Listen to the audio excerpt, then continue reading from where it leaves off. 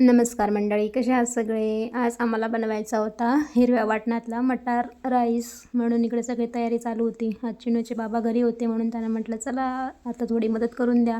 आणि आमचं छोटं बघा इकडे काय चाललं आहे त्याचं. त्याला माणूस किचनमध्ये काम करत असताना त्याला त्यांच्या पायाशीच खेळायचं असतं.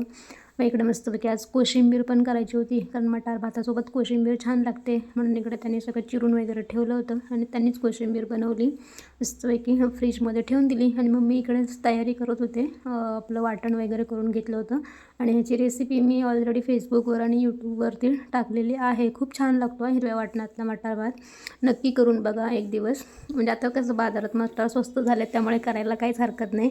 आम्ही येताना 100 रुपयाचे 3 किलो मटार घेऊन आलो होतो, त्यामुळे म्हटलं काहीतरी ते कुठेतरी संपवायचे आहेत म्हणून आमचे हे सगळे प्रयत्न चालू होते. मस्तपैकी आपला मग भात वगैरे तयार झाला.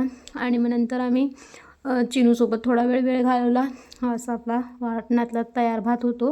आणि हा झाल्याच्या नंतर असाच कुकरमध्ये ठेवून द्यायचा नाही, नाहीतर मग त्याला पाणी वगैरे सुटतं ना, म्हणून मग तसं शिट्टी गेली की त्याला मोकळा करायचा, थोडा तूप वगैरे टाकायचा आणि परत झाकून ठेवायचं.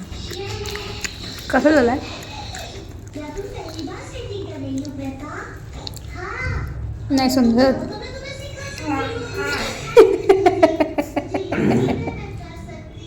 निघत नव्हता हात तोंडात ना, एवढा भारी झाला. आता तोंडाची मारा झाला.